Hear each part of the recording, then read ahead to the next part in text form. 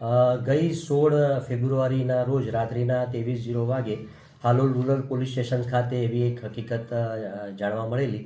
કે રામેસરા પાસે આવેલ કેનાલ છે, જ્યાં કેનાલના ગેટ આવેલ છે, ત્યાંની ગેટ પાસે એક પીળા કલરના કોથળામાં બોડી તરી રહી છે, જેના આધારે લોકલ હાલોલની પોલીસ ટીમ ત્યાં પહોંચી ગયેલી અને લાશ રાત્રિના નીકળી શકે તેમ ન હોય સવારે ફાયર બ્રિગેડને જાણ કરી સવારમાં પોલીસની ટીમ તથા ફાયરની ટીમે મળી અને તે કોથળો બહાર કાઢતા કોથળામાંથી એક મરણ ગયેલ ઈસમની ફૂલી ગયેલી લાશ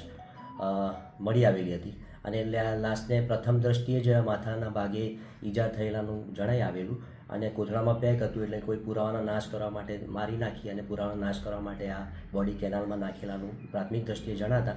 તે અંગેની તેમના જે મરણ જણાતા હતા એ પિતરાઈ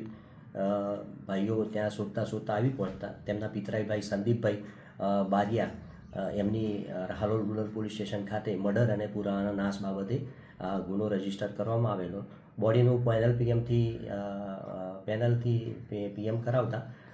જે મરણ જનાર હતા એ ડુમા ગામના સુરેશભાઈ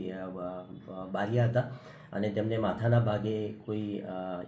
હથિયારથી ઈજા કરેલાનું જણાઈ આવેલું હતું.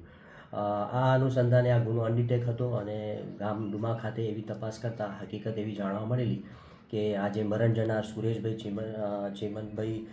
બારિયા છે, સુરેશભાઈ રમણભાઈ બારિયા છે, તેઓને અગાઉ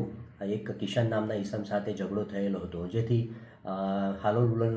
જે પોલીસ સ્ટેશનના પીઆઈની આગેવાનીમાં ટીમો પાડવામાં આવેલી અને આ કિશનની તપાસ હાથ ધરવામાં આવેલી હતી. બાદ કિશન જે ઈસમ હતો એ મળી આવતા તેની સઘન પૂછપરછ કરતાં પ્રાથમિક રીતે તેને ઇનકાર કરેલો. બાદમાં આ ગુનાનો તેને ઇકરાર કરેલ હતો અને આ ગુના સંબંધે તપાસ કરતાં એવું હકીકત જાણવા મળેલી હતી કે કિશન પ્રભાતભાઈ નાયક છે એ આ ગામમાં એના કાકાના ત્યાં આવીને રહેતો હતો. મૂળ રહેવાસી રાયણવાડિયા હાલોલ તાલુકાનું ગામ છે, ત્યાંનો છે અને નાની રણભેડ ખામે મોટો થયેલો છે અને એકાદ માસથી આવી અને આ મરણ જનાર છે એની સાથે ડીજે ઉપર મજૂરી કામ પણ કરતો હતો અને એણે આ ગામમાં એક રિસાઈને બેસેલી હતી એક બાઈ, તેના સાથે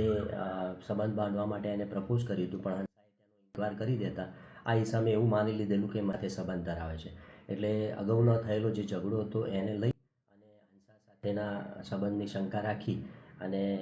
જે મરણ જનાર છે સુરેશને એ ગઈ 13 તારીખે એને રાત્રિના સમયે દારૂ પીવાના બહાને બોલાવી વાતોમાં ઉલઝાવી હાથમાં પહેરેલા કડાથી માથામાં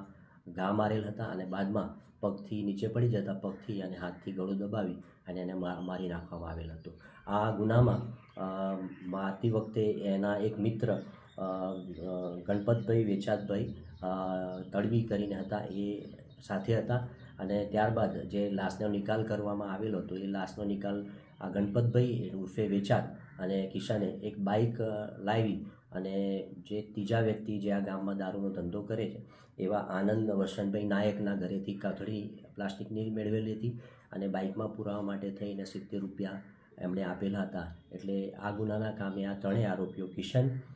આનંદ અને ગણપત ઉર્ફે વેચાત ત્રણેયની ધરપકડ કરી આગળની કાયદેસરની કાર્યવાહી હાથ ધરવામાં આવે છે.